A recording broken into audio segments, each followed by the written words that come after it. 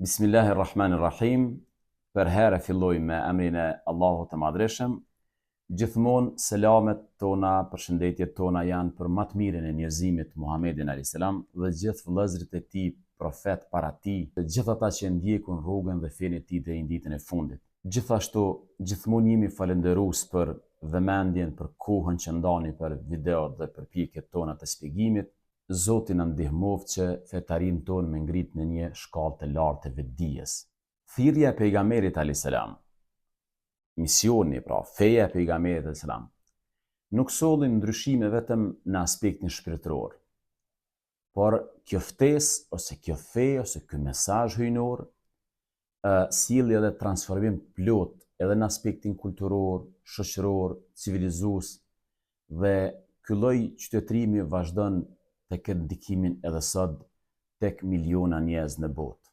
Specifikisht, kisha dashur m'ju kujtu sot 6 mega ndryshime që i arriti pejgamberi alayhis salam gjatë jetës së tij, veçanërisht 23 vjet si profet, si pejgamber i Zotit të Madhreshëm.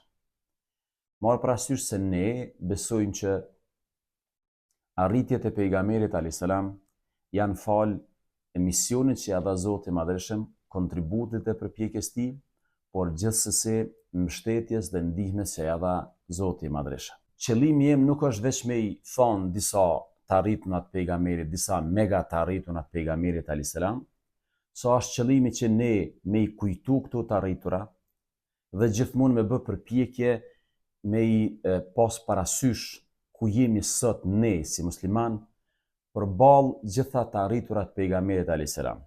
Pra, ne du të punojmë sot që t'i ruajmë të arriturat e pejgamberit alayhis salam dhe mos t'i lëmë vetëm si kujtime ose vetëm si interpretime. Prandaj po i them 6 mega ndryshimet edhe në herë të pejgamberit alayhis salam gjatë jetës tij, që na jesim bërq me i kujtu, me i mësu dhe më mundu gjithmonë ato me qenë realitet i shoqënive ku ne jetojmë. Numër 1, pejgamberi alayhis salam arriti që ta nxjerrë shoqëninë nga bestytnia tek e vërteta. Njerëzit u nxorën, njerëzit, kaluan nga errësirat e besimeve të kota dhe u udhëzuan drejt dijes, kërkimit të së vërtetës, dhe kjo kulmoi me njësimin e Zotit të Madhreshëm. Unë me imagjinu se njerëzit në kohën e pejgamberit kishin logjik idhujtare. Pra kishin dëshirë Zotin me pas si objekt. Prandaj edhe i kishin dikon 360 zota vetëm rreth Qabës. Pejgamberi alayhis salam arriti ta ndryshoj konceptin, bindjen e njeriut për Zotin, nga një pikpamje primitive për Zotin, duke kërkuar Zotin si idhull, në pikpamje të lartë ndaj madhështisë së Zotit të Madhreshëm.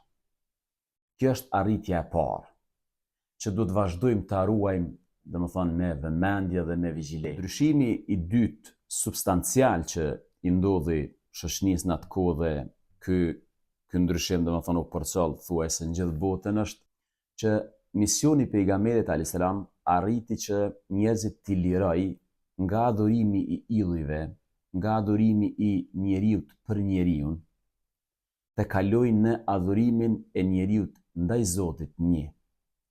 Pra, njeriu u çlirua nga robëria e tiranëve, e pasioneve, e idhujve, e gjithçka që domethënë nuk është Zot, ose nuk i ka atributet e të qenurit Zot, që ndoshta në esencë ka për qëllim në nshtrimin dhe përullësinë apo përbuzjen e njeriut në këtë botë. Ndërkaq Zoti i Madhreshëm ka krejtësisht një synim tjetër, nëpërmjet adhurimit që ne ja bëjmë atij, na ngrit dhe të na jap vetdije në këtë botë. Ndryshimi i tretë është nga përbuzja tek respekti. U thyen barrierat fisnore, klasore, u vendos barazi maksimale mes njerëzve.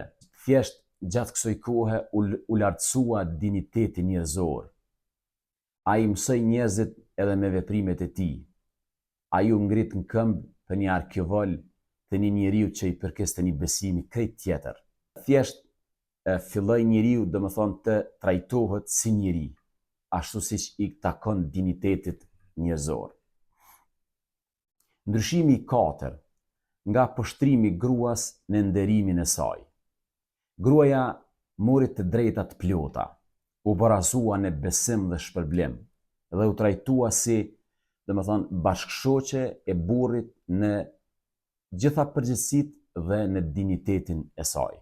Gjithë e dim ne mënyrën se si pejgamberi alayhis salam e trajtoi dhe e ngriti nivelin e gruas në një botë qaq të vjetër e cila kishte qaq shumë diskriminim gjinor. Gruaja në kohën e pejgamberit u bë pjesë integrale çdo angazhimi dhe çdo aktiviteti që zhvilloi pejgamberi alayhis salam. E pasta, nga kaosi tek rregulli.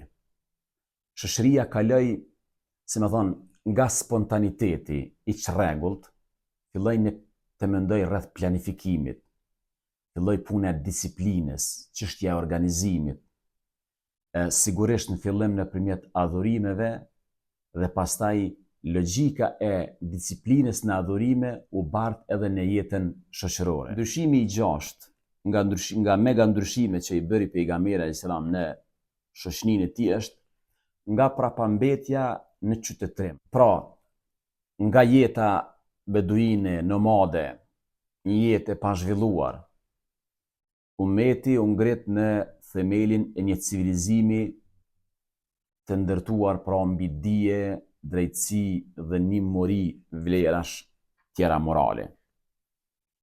Fjala din që ne e përkthejmë si fe, fjala Medine, qytet, veni ku u shprëngol pejgamberi alayhis salam, dhe fjala medenijet, qytetërim, nuk janë të shkputura as pak nga njëra tjetra. Ato burojnë nga i njëjti botkuptim dhe të gjitha lidhen ngushtë me ngjarjen e hijretit, i cili e shndroi Jethribin atëherë, pra Medinja që sot njihet atëherë quhej Jethrib, e shndroi Jethribin në Medinë dhe Medina u bë qendër e qytetërimit islam. Ajo që vërtet duhet ta kemi parasysh është që ku jemi sot ne si musliman gjithanej botës, a jemi në nivel të detyrës dhe si kemi punët tona përballë këtyre 6 mega ndryshimeve që i bëri pejgamberi alayhis salam gjatë jetës si profet.